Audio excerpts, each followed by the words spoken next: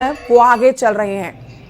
विचार शुद्ध होना, जीवन निष्कलंक होना, जीवन में त्याग होना और अपमान करने की शक्ति होना, ये गुण अगर उम्मीदवार में है तो मतदारों को विश्वास आता है ये हमारे लिए कुछ करने वाला है। मैं बार बार बताते गया लेकिन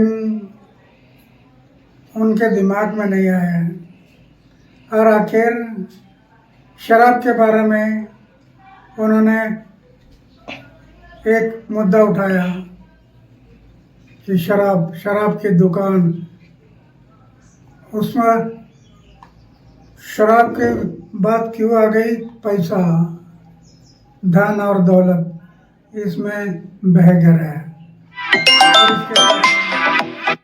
इस शराब के कारण वो बदनाम हो गया।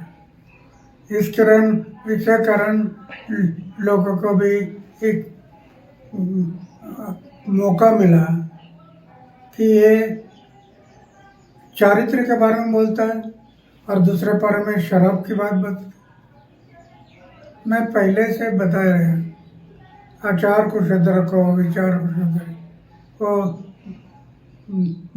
उनके दिमाग में नहीं रहा और उसके कारण आज वो इलेक्शन में हार गए, कम वोटिंग हुई है। तो क्या अन्ना भ्रष्टाचार जो उनके नेताओं के ऊपर जो भ्रष्टाचार के आरोप लगे थे, तो क्या वो भी इस नाकामी के पीछे जो उनको कम सीट मिली है वो भी वजह रही? भ्रष्टाचार उनके ऊपर भ्रष्टाचार, क्या अरविंद केजरीवाल हो या उनके कई नेता हो, उनके ऊपर भ्रष्टाचार के आरोप लगे थे, क्या ये वजह हो सकती है जो उनके कम सीट चुनकर आए हैं? राजनीति में आरोप प्रत्यारोप होते रहते हैं, लेकिन जब आरोप होते हैं तो ये आरोप कैसे गलत है वो जनता को दिखाना जरूरी है कि ये मेरे ऊपर जो आरोप हुआ ये गलत है। ये साबित करना पड़ता है। जो साबित होगा तो कोई नहीं बिगड़ सकता है। वो सच हमेशा सच होता है, झूठा हमेशा झूठ होता है। तो सच के मार्ग से जाना चाहिए था। कई बार ऐसा आरोप भी लगा है क्या? बड़ी खबर आपको बता रहे हैं, आज शाम बीजेपी ऑफिस जाएंगे पीएम मोदी। शाम 7 बजे बीजेपी ऑफिस जाने वाले हैं पीएम मोदी। बीजेपी कार्यकर्ताओं को संबोधित करने जा रहे हैं प्रधानमंत्री नरेंद्र मोदी। शाम बीजेपी ऑफिस जाने का कार्यक्रम प्रधानमंत्री नरेंद्र मोदी का शाम के 7 बजे बीजेपी के कार्यकर्ताओं को संबोधित करने जा रहे हैं। दिल्ली में बीजेपी के हक में जो आ रहे हैं फैसले, वो बीजेपी को उत्साहित करने वाले हैं और आज शाम 7 बजे बीजेपी के कार्यकर्ताओं को संबोधित करेंगे प्रधानमंत्री नरेंद्र मोदी। और ये तस्वीरें आप देख रहे हैं जश्न के दौरान की दिल्ली में जश्न मनाने की अब तस्वीरें आनी शुरू हो चुकी हैं। कहीं पर लड्डू बांटे जा रहे हैं और कहीं पर बीजेपी के झंडे लहराए जा रहे हैं, कहीं ढोल नगाड़े बज रहे हैं। बीजेपी के समर्थक नाच गा के अपनी खुशी का इजहार कर रहे हैं। हमारे साथ मेहमान लगातार बने हुए हैं और एक रिएक्शन ले लेती हूं जो अभी अन्ना हजारे पर विनीत दुबे जी दे सकते हैं बेहतर। अन्ना हजारे ने शराब घोटाले का जिक्र किया है, इस पर क्या कहेंगे?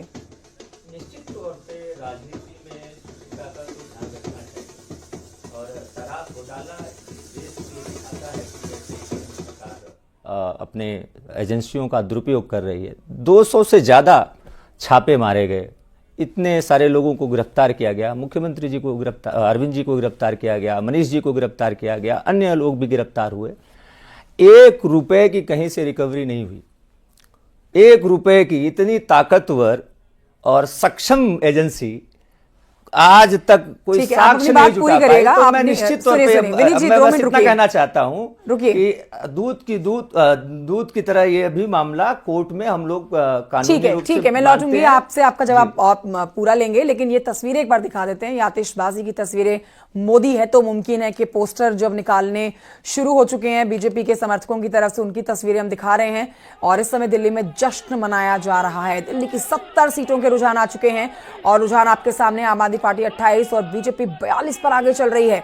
35 का बहुमत का आंकड़ा है 70 सीटों में, अब 35 से अब काफी आगे निकल चुकी है बीजेपी। हालांकि ऊपर नीचे अभी पीछे पीछे हो रहा था, लेकिन अब स्थिति पूरी तरह से स्पष्ट नजर आ रही है कि यहां पर स्पष्ट बहुमत की सरकार बीजेपी बनाने जा रही है, जो कि अभी एग्जिट पोल ने दिखाया भी था कि 40 से ऊपर सीटें मिल सकती है आम बीजेपी पार्टी को।